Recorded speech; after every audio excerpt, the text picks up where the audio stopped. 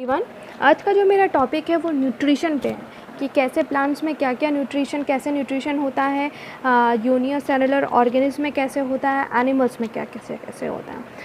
तो हम लोग शुरू करते हैं अपना टॉपिक। तो hello viewers, welcome to my channel Shri Ram academy, a place to learn in simple and easy way. मेरी रिक्वेस्ट है कि पूरा वीडियो देखिएगा, and if you love it then like it, and if you like it then share it, और subscribe करना ना भूलें। Please hit करें बेल आइकन ताकि मेरे अगले वीडियो की नोटिफिकेशन आपको मिल सके। जैसे कि आपको पता ही है कि आज का टॉपिक मेरा क्या है, न्यूट्रिशन। तो इनमें हम जो टॉपिक्स कवर करने वाले हैं वो है जैसे कि न्यूट्रिशन क्या होता है, मोड्स ऑफ न्यूट्रिशन क्या होता है, ऑटोट्रॉफिक और हेटरोट्रॉफिक न्यूट्रिशन क्या होता है, फोटोसिंथेसिस क्या होता है, न्यूट्रिशन इन एनिमल्स कैसे होते हैं, और न्यूट्रिशन इन यूनिसेलुलर ऑर्गेनिज्म हम एक एग्जांपल अमीबा के थ्रू इसको पढ़ेंगे। और भी बहुत सारी छोटी छोटी चीज़ें हैं जो आपको इसमें वीडियो में सुनने को और देखने को मिलेगी। ठीक है, नेक्स्ट लेट्स गेट स्टार्टेड। तो पहला क्वेश्चन है कि न्यूट्रिशन क्या है। न्यूट्रिशन मतलब कि वो प्रोसेस जिससे कि हम फूड टेक इन करते हैं और उसको यूटिलाइज़ करते हैं, ठीक, उसको न्यूट्रिशन कह सकते हैं। या फिर वो प्रोसेस जिससे कि फ़ूड को हम ऑब्टेन करते हैं इस तरह कि वो हमको और उसको यूटिलाइज़ करते हैं कि वो हमको एनर्जी दे ताकि हम अपनी जितनी भी वेरियस मेटाबॉलिक एक्टिविटीज़ हैं उसको अच्छे से परफॉर्म कर सकें। है तो जो टर्म न्यूट्रिशन है वो आया है आपका वर्ड न्यूट्रिएंट्स। तो अब ये न्यूट्रिएंट्स क्या हो गए? न्यूट्रिएंट्स जो है एक ऑर्गेनिक या इनऑर्गेनिक सब्सटेंस हो गए जो कि अब ज़रूरी होते हैं हमारी बॉडी की हमारी लाइफ की मेंटेनेंस के लिए और किसी भी लिविंग ऑर्गेनिज्म की सर्वाइवल के लिए। ठीक है, एक न्यूट्रिएंट जो होता है एक पर्टिकुलर टाइप ऑफ फूड होता है, या फिर हम कह सकते हैं कि न्यूट्रिएंट्स वो केमिकल सब्सटेंस है जो कि हमारे फूड में प्रेजेंट होते हैं ना, जो हमें एनर्जी प्रोवाइड करते हैं, और वो मटेरियल्स जो कि हमारी बॉडी को लिव और ग्रो करने के लिए ज़रूरी होते हैं। न्यूट्रिएंट्स जैसे कि कार्बोहाइड्रेट हो गया, प्रोटीन हो गया, फैट हो गया, विटामिन्स हो गया, मिनरल्स हो गया, मतलब जो जितने निवाले हम खाते हैं वो सब इन न्यूट्रिएंट्स से भरे होते हैं जो हमारी बॉडी में हमें एनर्जी प्रोवाइड करते हैं ताकि हम अपनी सारी एक्टिविटीज़ को अच्छे से कर सकें। ठीक है, नेक्स्ट है हमारा कि एक ऑर्गेनिज्म को फूड की नीड या न्यूट्रिएंट्स की नीड क्यों होती है। पहला, टू ऑब्टेन एनर्जी। दूसरा, उन मटेरियल्स को ऑब्टेन करने के लिए जो ग्रोथ के लिए ज़रूरी हो। दूसरा, उन मटेरियल्स के लिए जो कि हमारे डैमेज बॉडी पार्ट्स को रिपेयर कर सकें।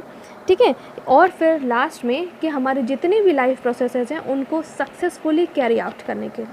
ठीक, फिर modes of nutritions, in nutrition को लेने का तरीका होता होगा। तो इन मोड्स ऑफ न्यूट्रिशन मतलब हुआ कि वो तरीका जिससे कि एक ऑर्गेनिज्म अपने फूड को ऑब्टेन करता है। ठीक है, तो दो मोड्स ऑफ न्यूट्रिशन होता है, autotrophic mode and heterotrophic mode. ठीक है, तो अब हम ऑटोट्रॉफिक और हेटरोट्रॉफिक इनको वन बाय वन देखेंगे। तो ऑटोट्रॉफिक मोड्स ऑफ न्यूट्रिशन मतलब अगर हम ऑटोट्रॉफिक को स्प्लिट करें तो ऑटो मतलब सेल्फ और ट्रॉफ मतलब न्यूट्रिशन। तो ऑटोट्रॉफिक का मतलब ही हो गया सेल्फ न्यूट्रिशन, मतलब ये वो मोड्स ऑफ न्यूट्रिशन है जिसमें कि ऑर्गेनिज्म जो है खुद कैपेबल है अपना फूड बनाने के लिए फ्रॉम द इनऑर्गेनिक मटेरियल्स जैसे कि कार्बन डाइऑक्साइड और वाटर जो कि सराउंडिंग्स में प्रेजेंट हैं। और ये जो फूड प्रोसेसिंग का प्रोसेस है इसमें सनलाइट की हेल्प से, सनलाइट की जो एनर्जी है उससे बनाते हैं। ठीक है, तो इन ऑटोट्रॉफिक मोड्स ऑफ एनर्जी जो न्यूट्रिशन है इसमें इनऑर्गेनिक मटेरियल से ऑर्गेनिक मटेरियल्स जिसको हम फूड कह रहे हैं वो उसका सिंथेसिस होता है बाय यूटिलाइजिंग सनलाइट एनर्जी। ठीक है, तो ये जो ग्रीन प्लांट्स होते हैं इनके अंदर ऑटोट्रॉफिक मोड्स ऑफ न्यूट्रिशन होता है। कुछ बैक्टीरियाज जो होते हैं उनके अंदर जो होता है वो भी जो है अपना न्यूट्रिशन ऑटोट्रॉफिक मोड से करते हैं, वैसे मोस्ट ऑफ दी जो बैक्टीरियाज होते हैं वो ऑटोट्रॉफिक नहीं होता। तो जिन ऑर्गेनिज्म के पास ये ऑटोट्रॉफिक मोड्स ऑफ न्यूट्रिशन होता है उन्हें हम ऑटोट्रॉफ्स कहते हैं। ऑल दी जितने भी ग्रीन प्लांट्स होते हैं वो ऑटोट्रॉफ्स होते हैं। क्यों कहते हैं? क्योंकि जो ऑटोट्रॉफिक ऑर्गेनिज्म होते हैं ना इनके पास एक ग्रीन पिगमेंट होता है जिसको हम क्लोरोफिल करते हैं, जो कि कैपेबल होता है सनलाइट एनर्जी को ट्रैप करने के लिए, जो मदद करता है इनके फूड प्रिपरेशन में। Okay, next heterotrophic modes of nutrition. Heterotrophic modes of nutrition अगर हम देखें तो हेटरोट्रॉफिक मोड्स ऑफ न्यूट्रिशन मतलब हेट्रोस जो होते हैं मतलब अदर, ट्रॉफ मतलब न्यूट्रिशन। तो हेटरोट्रॉफिक मीन्स न्यूट्रिशन जो कि ऑब्टेन हो फ्रॉम अदर्स। तो हेटरोट्रॉफिक जो होता है वो मोड्स ऑफ न्यूट्रिशन है जिसमें कि एक ऑर्गेनिज्म अपना फूड खुद सिंथेसाइज नहीं कर सकता फ्रॉम इनऑर्गेनिक मटेरियल और डिपेंड होता है on other organism for its food. ठीक है, हर ऑल द एनिमल्स के पास जितने भी एनिमल्स होते हैं उनके पास हेटरोट्रॉफिक मोड्स ऑफ न्यूट्रिशन ही होता है। मोस्ट बैक्टीरिया और फंगी जो होते हैं वो हेटरोट्रॉफिक मोड्स ऑफ न्यूट्रिशन होते हैं। कुछ प्लांट्स जो होते हैं वो भी हेटरोट्रॉफिक मोड्स ऑफ न्यूट्रिशन रखते हैं, जैसे पिक्चर प्लांट है, वीनस फ्लाई ट्रैप, ये सारे चीज़ें, ये प्लांट्स जो होते हैं ये हेटरोट्रॉफिक मोड्स ऑफ न्यूट्रिशन। ठीक है, जिन ऑर्गेनिज्म के पास ये मोड ऑफ न्यूट्रिशन मतलब हेटरोट्रॉफिक मोड्स ऑफ न्यूट्रिशन होता है उन्हें हम कहते हैं हेटरोट्रॉफ्स। ठीक, तो ऑल द एनिमल्स और नॉन ग्रीन प्लांट्स जो होते हैं उनको हम हेटरोट्रॉफ्स कहते हैं। ठीक, तो अब हेटरोट्रॉफिक न्यूट्रिशन के डिफरेंट टाइप्स भी होते हैं। ठीक, तो एक हेटरोट्रॉफिक ऑर्गेनिज्म है वो हमको पता है कि वो अपना फूड ऑब्टेन करते हैं फ्रॉम अदर ऑर्गेनिज्म, जो कि 3 तरीके से करते हैं, 3 वेज में करते हैं। तो इसीलिए जो हेटरोट्रॉफिक मोड्स ऑफ न्यूट्रिशन 3 तरह की होती है। एक होती है सेप्रोट्रॉफिक, दूसरी होती है पैरासिटिक, तीसरी होती है होलोजोइक। ठीक है, अब इनको हम एक 1 बाय 1 पढ़ेंगे। ठीक, सेप्रोट्रॉफिक या सेप्रोफिटिक न्यूट्रिशन ये क्या होती है, इसमें जो है एक ऑर्गेनिज्म जो होता है ये जो है ऑब्टेन करता है फूड फ्रॉम डेड और डिकेइंग ऑर्गेनिक मैटर से डेड प्लांट्स और एनिमल्स का।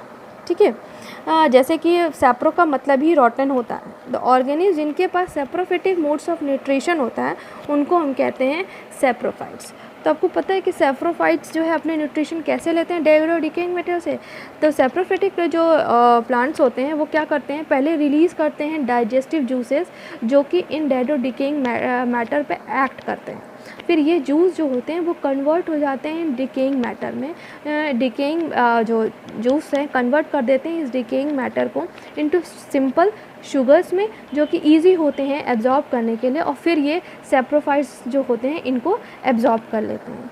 तो सेप्रोफिटिक न्यूट्रिशन हम इस तरह भी कह सकते हैं कि वो मोड्स ऑफ न्यूट्रिशन होते हैं जिसमें कि ऑर्गेनिज्म जो है अपना न्यूट्रिएंट्स एक सॉल्यूशन फॉर्म में लेता है from dead and decaying matter. ठीक है, तो इसको भी हम सेप्रोफिटिक न्यूट्रिशन कह सकते हैं।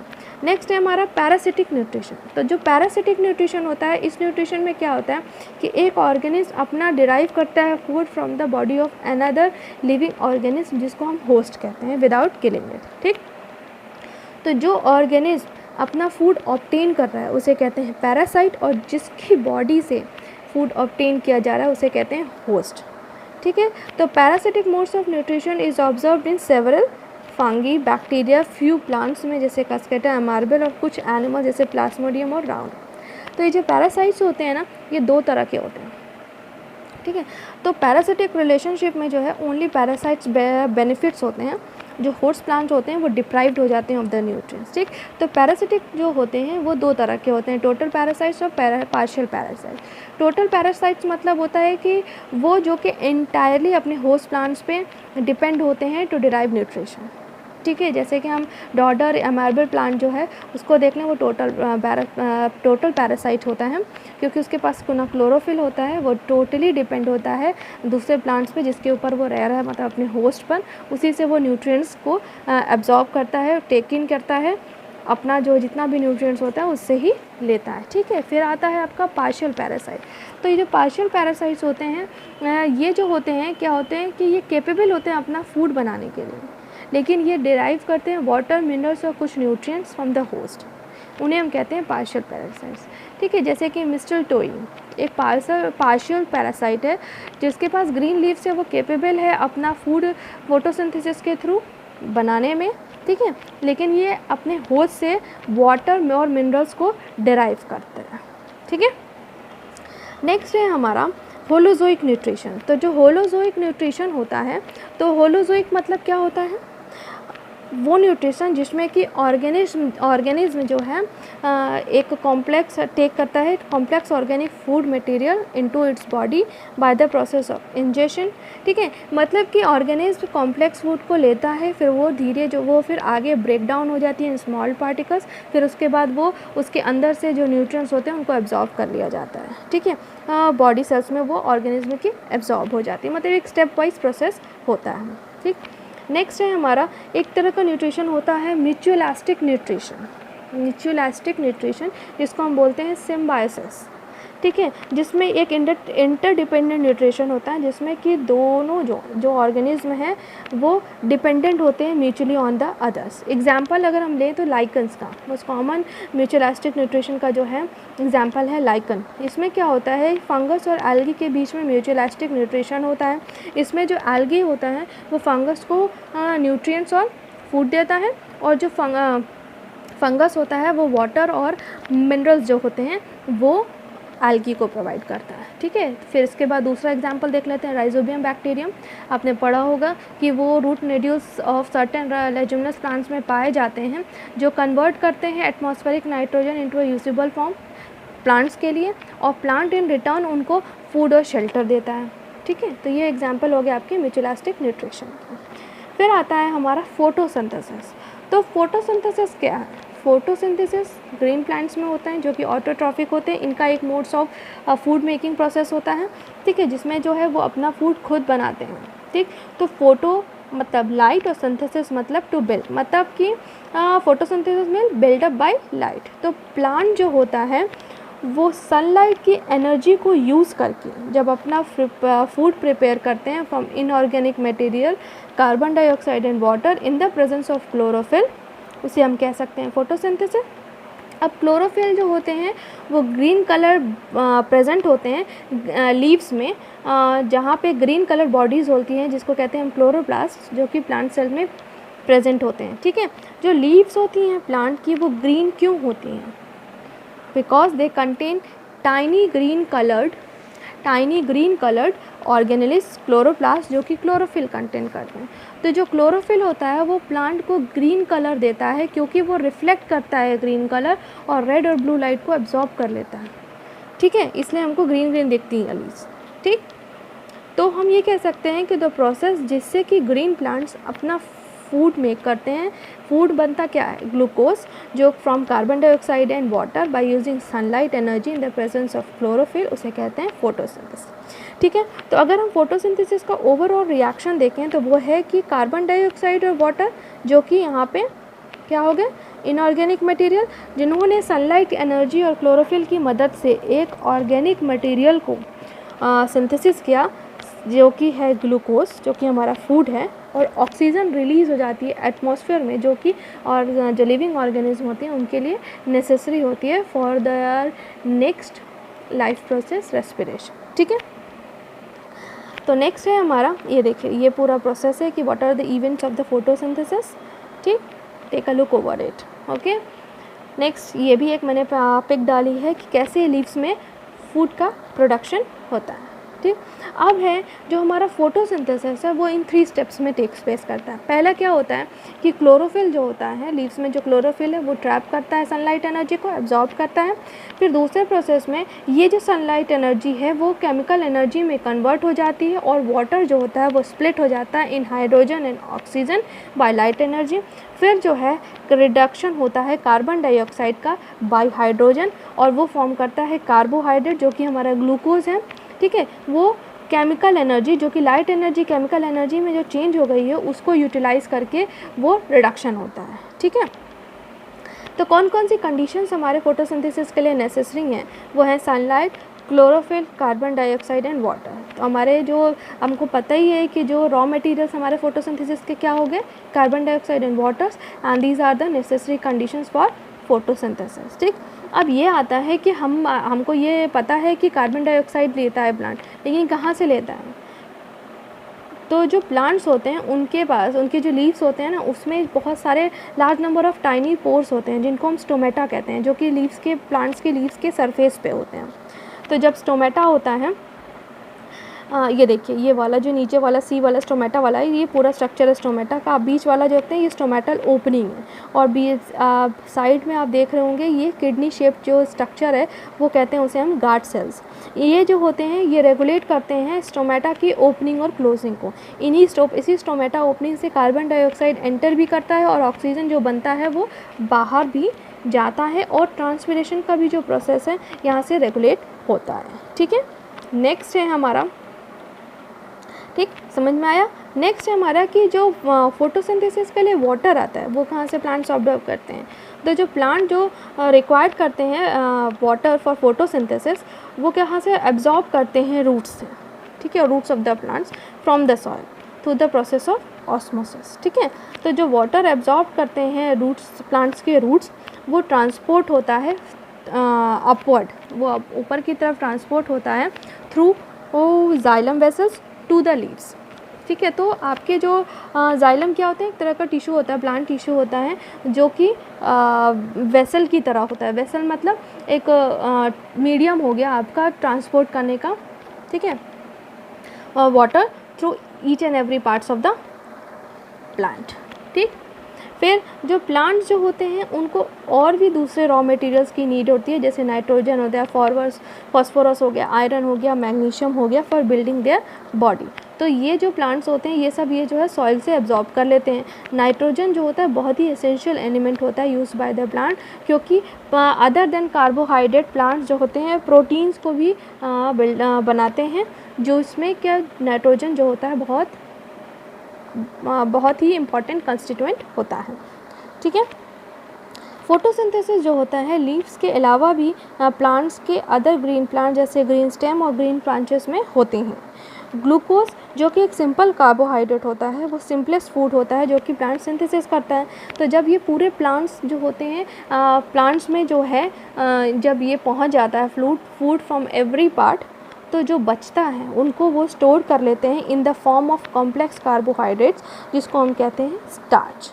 ठीक है, तो ये सिंपल कार्बोहाइड्रेट जो होते हैं ये यूज़ किए जाते हैं तो synthesize other components of food such as proteins and fats. ठीक, नाउ हमारा आता है न्यूट्रिशन इन एनिमल्स। तो हमको जैसे पता है कि एनिमल्स जो होते हैं वो हेटेरोट्रॉफ्स होते हैं, इसीलिए वो डिपेंड होते हैं on other organism for their food. तो उन जो ऑर्गेनिज्म एनिमल्स होते हैं उनकी फूड हैबिट की बेसिस पे उनको 3 ग्रुप्स में डिवाइड किया गया है, हर्बीवोरस, कार्निवोरस और ओमनीवोरस। ये तो सभी को पता, हम छोटे से ही पढ़ते आ रहे हैं कि हर्बीवोरस क्या होते हैं, plant grass eating animals, carnivores flesh eating, omnivores which eat boths. ठीक है, नेक्स्ट तो न्यूट्रिशन की जो एनिमल्स में जो न्यूट्रिशन होता है, तो ये जो प्रोसेस है हमारा न्यूट्रिशन का जो प्रोसेस है हमारा जो एनिमल्स में होता है वो सिमिलर होता है सब में। ठीक है, from animals from microscopic unicellular organism जैसे अमीबा हो चाहे पैरामीशियम कुछ भी हो, to complex multicellular human beings तक। ठीक है, तो ये जो भी प्रोसेस है ये सारे जो होते हैं ये सब में एक जैसे होते हैं। ठीक है, तो 5 स्टेप्स होते हैं in the process of nutrition in animals. तो पहला होता है इंजेशन। इंजेशन मतलब वो प्रोसेस जिससे कि हम फूड को बॉडी में लेते हैं, टेकिंग करते हैं उसे सॉल्युबल वाटर सॉल्युबल मॉलिक्यूल्स में। ठीक है, छोटे लार्ज इनसॉल्युबल मॉलिक्यूल से स्मॉल वाटर सॉल्युबल मॉलिक्यूल्स में वो टूट जाता है इस डाइजेशन के प्रोसेस में। एब्जॉर्प्शन में क्या होता है, एब्जॉर्प्शन में जो डाइजेस्टेड फूड होता है वो पास कर होता है through intestinal walls into the blood stream, इसको कहते हैं एब्जॉर्प्शन। या फिर हम कह सकते हैं कि वो प्रोसेस जिसमें कि सॉल्युबल प्रोडक्ट जो होते हैं डाइजेस्टेड फूड के वो एब्जॉर्ब्ड होते हैं by the cells of the body, उसे हम कह सकते हैं एब्जॉर्प्शन। ठीक है, एसिमिलेशन मतलब वो प्रोसेस जिसमें कि एब्जॉर्ब फूड जो है is taken in by the body cells and use for energy growth and repair. ठीक है, मतलब कि वो प्रोसेस है जिसमें कि फ्रूट न्यूट्रिएंट्स जो होते हैं वो बॉडी से एब्जॉर्ब किए जाते हैं और यूटिलाइज किए जाते हैं फॉर ग्रोथ एंड डेवलपमेंट, जो कि हमें एनर्जी प्रोवाइड करते हैं। इजेशन मतलब जिसमें कि अनडाइजेस्टेड फूड जो है रिमूव हो जाए बॉडी से, उसे हम कहते हैं इजेशन। ठीक है, अब जो है हम न्यूट्रिशन देखते हैं। अब यूनिसेलुलर ऑर्गेनिज्म में हमने जो है एग्जाम्पल लिया है अमीबा का। तो अमीबा में जो अमीबा का एग्जांपल लिया है, इसमें हमारा जो स्टेप्स है वो सब वही होगा कि इंजेशन, डाइजेशन, एब्जॉर्प्शन, एसिमिलेशन और इजेशन। ठीक है, लेकिन तरीके में जो अंतर हो जाता है, मतलब डिफरेंट एनिमल्स में डिफरेंट वेज होते हैं of taking modes of ingestion. ठीक है, तो फूड जो होता है अमीबा किस तरह का लेके होलोजोइक होता है, ओमनीवोरस एनिमल होता है। ये फीड करता है upon microscopic organism like bacteria, paramecium, diatom, algae and dead organic matter. अब इसकी मैकेनिज्म देखते हैं। ठीक है, तो फॉलोइंग स्टेप्स इन्वॉल्व होते हैं। पहला होता है इंजेशन। तो हमको पता है कि अमीबा क्या होता है, यूनिसेलुलर होता है, तो उसकी बॉडी का कोई शेप नहीं होता, उसके पास कोई माउथ नहीं होता। सो इंजेक्शन जो होता है वो ऑकर करता है at any point of body surface. तो क्या होता है कि वो एक फॉल्स फीड, उनके अंदर सीडोपोडिया फॉर्मेशन के सीडोपोडिया फॉर्म करते हैं जिनको हम फॉल्स फीड करते हैं, ठीक। तो वो क्या करते हैं कि इंजेक्शन जो होता है वो ऑकर करता है with the help of this pseudopodia. तो ओपनिंग होती है ऑफ फूड कप, ठीक। तो वो धीरे धीरे अपने सीडोपोडिया को आगे बढ़ाते हैं, इस तरीके से बढ़ाते हैं कि जो अंदर वाला जो पोर्शन होता है वो नैरोअर और नैरोअर होता जाता है और फाइनली क्लोज हो जाता है। जो फूड जो है वो जो फाइनली एनवलप्ड हो जाता है और इनसाइड वो एक फूड वैक्यूल का शेप ले लेता है जिसको हम फेगोसोम बोलते हैं, जिसके along with a drop of water. तो ये हो गया आपका फूड का, अमीबा द्वारा फूड का अंदर ले लेना by making a food vacuole. Next होता है डाइजेशन। अमीबा जो है शो करता है इंट्रासेलुलर और वैक्यूलर डाइजेशन, ठीक है। इनके जो साइटोप्लाज्म होते हैं उसमें फूड वैक्यूल जो होता है वो फ्यूज़ हो जाता है विद लाइसोसोम से, जो कि कंटेन करते हैं डाइजेस्टिव एंजाइम्स। तो इसमें क्या होता है कि कॉम्प्लेक्स और नॉन डिफ्यूजिबल न्यूट्रिएंट्स जो होते हैं वो चेंज हो जाते हैं इन सिंपल एंड डिफ्यूजिबल न्यूट्रिएंट्स, ठीक। तो मीडियम ऑफ द फूड जो होता है वैक्यूल के अंदर वो पहले एसिडिक होता है और बाद में एल्केलाइन हो जाता है, जैसे कि हम ह्यूमंस में भी ये होता है, पहले हमारे फूड का मीडियम एसिडिक होता है, बाद में वो एल्केलाइन हो जाता है, ठीक है।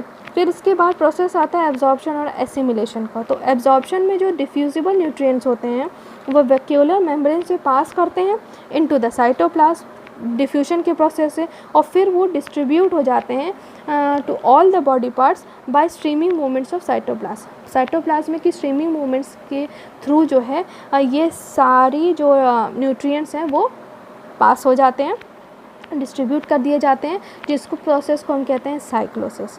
Due to this the size of food vacuole जो होता है वो ग्रेजुअली डिक्रीज हो जाता है। इन द साइटोप्लाज्म एक part of the food absorb food जो होता है वो ऑक्सीडाइज होता है टू प्रोड्यूस एनर्जी, ठीक है। तो most of the simple nutrients जो होते हैं आर कंबाइंड किए जाते हैं टू सिंथेसाइज कॉम्प्लेक्स कंपाउंड्स, ठीक। तो लास्ट प्रोसेस हमारा है इजेशन का। तो जैसे हमको पता है कि अमीबा के पास ना माउथ होता है ना एनस, उसकी बॉडी का कोई शेप नहीं होता, ठीक। तो इजेशन भी जो है किसी भी बॉडी सरफेस के किसी भी पॉइंट से हो सकता है, ठीक। ये देखिए ये है पहले वाले फिगर में जो है अमीबा जो है धीरे धीरे सीडोपोडिया के थ्रू अंदर की तरफ नैरोअर और नैरोअर होता जाता है और फिर बाद में फूड के चारों तरफ जो है इंक्लोज्ड हो जाता है, फिर एक फूड वैक्यूल का शेप बना लेता है, ठीक। इंजेक्शन हो गया, फिर उसके बाद इसमें डाइजेशन होता है, डाइजेशन के बाद एब्जॉर्प्शन हुआ, एब्जॉर्प्शन के बाद एसिमिलेशन हो गया और इजेशन हो गया। नेक्स्ट जो है किसी भी बॉडी पार्ट से किधर से भी इजेक्ट आउट हो गया। Okay, thanks for watching. मुझे आशा है कि आपको मेरे नोट्स के थ्रू समझ में आया होगा चैप्टर कि क्या है। मैंने पूरी कोशिश की है इसको सिंपल वे में कराने के लिए। Please do subscribe my channel and hit the bell icon ताकि मेरे अगले वीडियो की नोटिफिकेशन आपको मिल सके, and do comments also. Till then bye and keep studying.